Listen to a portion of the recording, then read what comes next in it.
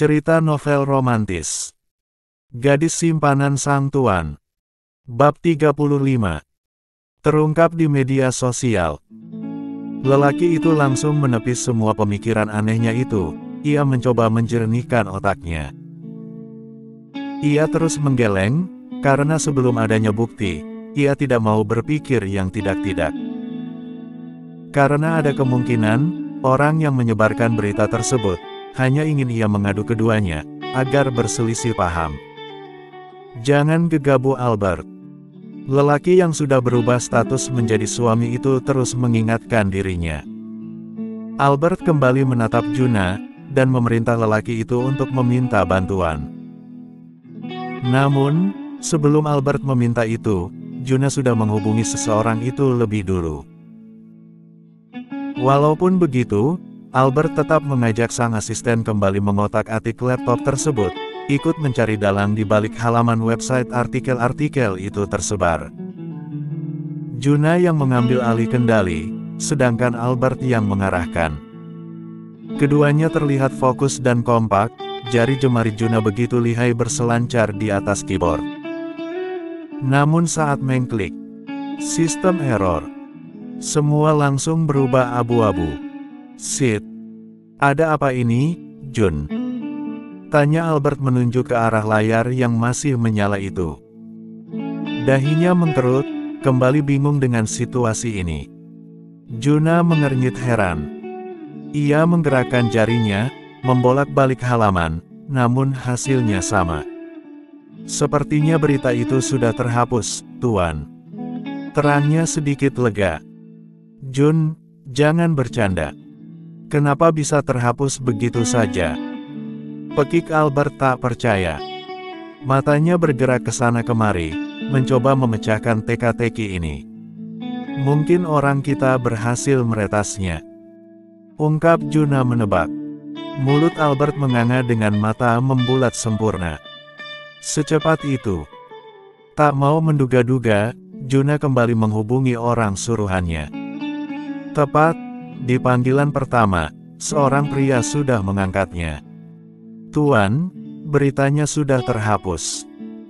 Kita tidak bisa melacaknya lagi. Ucapnya sedikit takut. Apalagi ini menyangkut bos besarnya. Juna tercengang, pun dengan Albert, karena lelaki itu mengaktifkan loudspeaker, agar bisa mendengarkan bersama. Kenapa bisa seperti itu? Tanya Juna, melihat Albert yang diam tak bersuara. Entahlah, Tuan. Tapi itu yang terjadi. Mendengar itu, Albert menjambak rambutnya frustasi, lalu menggebrak meja dengan keras. Persetan, apa maksud semua ini? Monica tertawa senang, hari ini ia berhasil membuat berita itu tersebar luas. Dan pastinya hal itu cukup membuat Albert dan gadis itu tidak memiliki muka di depan umum.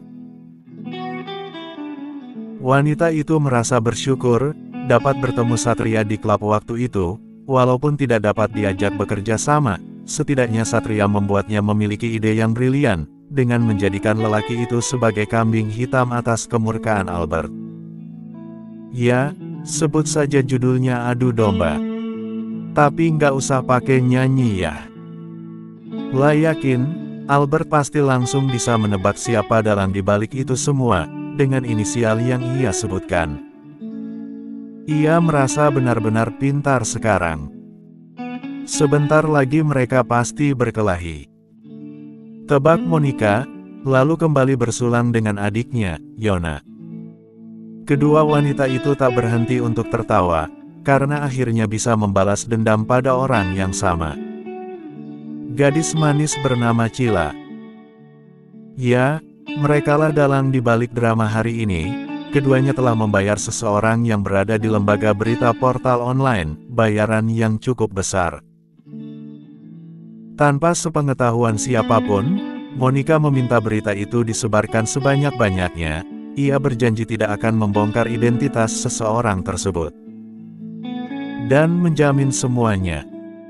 Hingga membuat seseorang itu tergiur, dan akhirnya mau bekerja sama dengan Monica.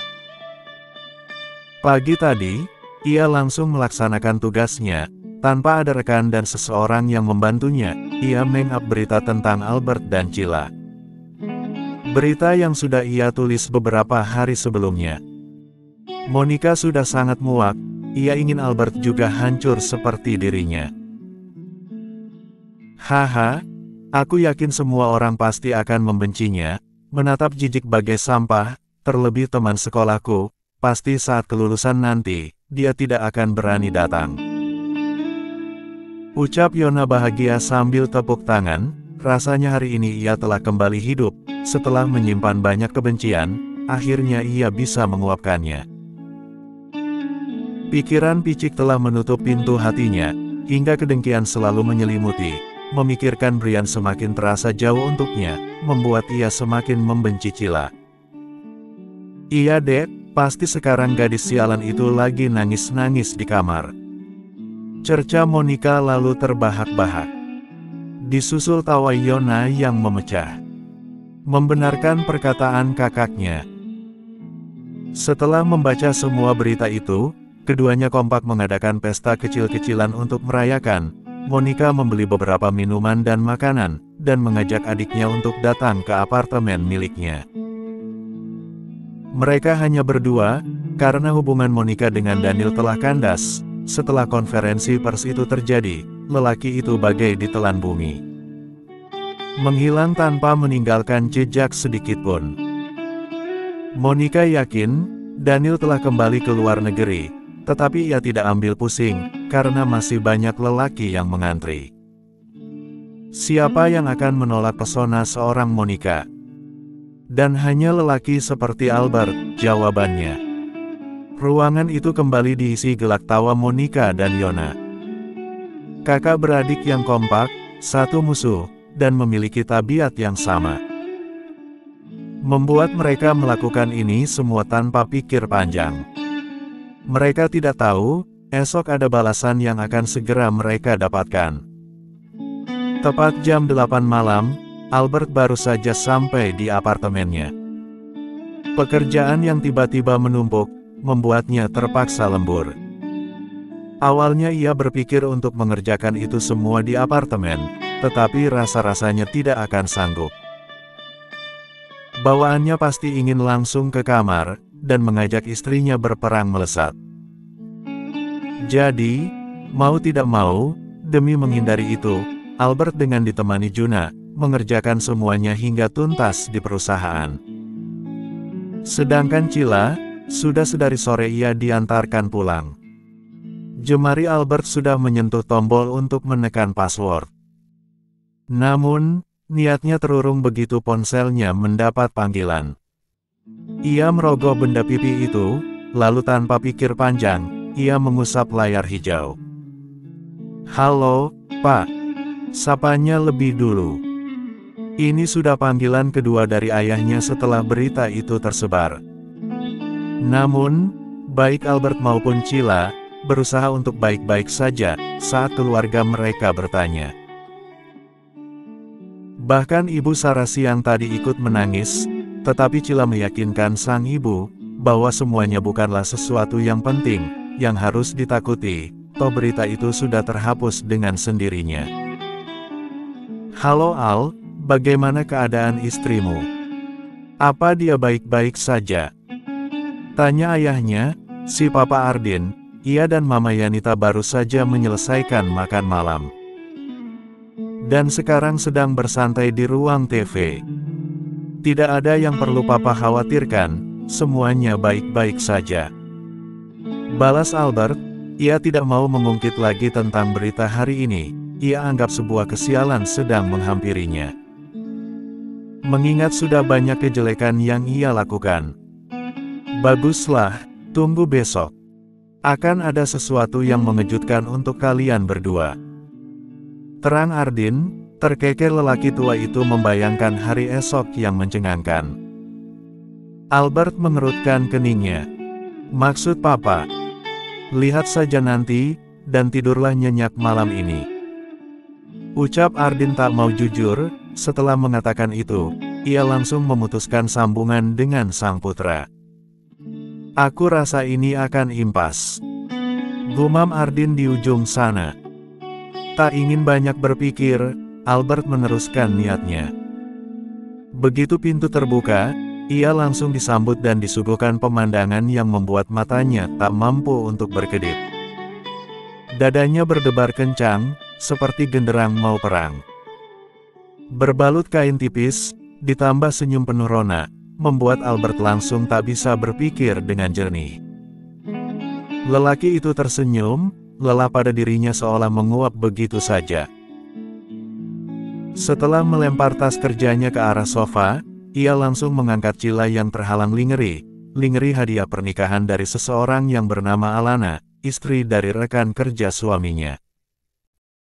Dan kalian tahu, ternyata gadis itu adalah teman satu angkatannya di sekolah. Lihat, secerah apa wajahmu melihat aku pulang, apa kau merindukanku? Tanya Albert, melangkah lebar, membawa Cila ke arena ehem-ehem. Tak menjawab, lantas Cila mencuri kecupan diri biar suaminya. Dan terkekeh kecil. Kenapa terus mengulang pertanyaan itu, padahal jawabannya sudah pasti. Begitu sampai, Albert mendudukkan Cila di atas meja rias, lalu melepas jas yang melekat padanya dengan tidak sabaran. Beralih, menatap dan mengunci pergerakan netra milik istrinya. Karena aku ingin terus mendengar jawaban yang sama. Dan kamu akan mendapatkannya.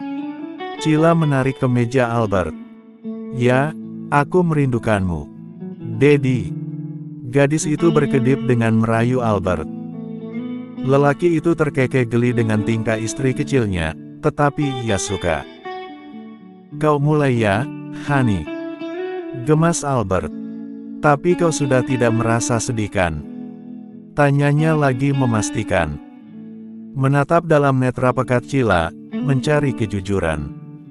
Dan Cila menggeleng cepat. Bukankah sayang menyuruhku untuk tetap tersenyum? Mengusap wajah tegas itu lembut, membuat Albert meremang. Dan, begitulah seterusnya guys, entah apalah yang terjadi. Pasti sudah tahu semuanya kan? Hehe. Oke, lanjut ya. Breaking news. Dunia jagat maya kembali dihebohkan, setelah sehari yang lalu berita viral tentang pernikahan Cila dan Albert, yang katanya dilakukan CEO Antarakna Group di belakang mantan tunangannya, Monica. Membuat semua orang yang keberadaannya diantah-berantah, tercengang, dan menduga-duga. Namun, hari ini, portal berita online membuat surat permohonan maaf secara virtual, pada kedua belah pihak, yaitu kepada CEO Antarakna Group dan istri sahnya yang di-caps sebagai pelakor. Berita itu telah bersih, dihapus secara menyeluruh. Berharap dengan begitu, nama baik Antarakna Group tetap terjaga. Bukan hanya itu, kehebohan kembali mengguncang dunia sosial media. Di mana penggunanya tidak hanya satu negara, tetapi seluruh dunia. Beberapa langsung memberi komentar, berspekulasi sendiri-sendiri dengan bacaan yang langsung kembali booming. Sedangkan sebagian yang lain ada yang menganggapnya tidak penting. Ternyata ini alasan CEO Antarakna Group memutuskan hubungannya dengan sang tunangan, putri pemilik brand tas ternama diam-diam berselingkuh, dan memutar balikkan fakta. Tidak senonoh, video 20 detik putri pemilik brand tas ternama dengan seorang Casanova. Kecup-kecup, mantan tunangan CEO Antarakna Group, pamer foto dengan seorang pria. Wow, foto tanpa apa-apa di dalam kamar, bayangan orang yang memfoto ada di kaca. Albert yang masih setia berbaring di samping sang istri, hanya tersenyum miring membaca berita sampah itu. Ternyata ini yang Papa maksud. Aku mengerti sekarang. Papa Ardin, pahlawan saya. Albert membatin membanggakan sang ayah. Lanjut ke bab 35.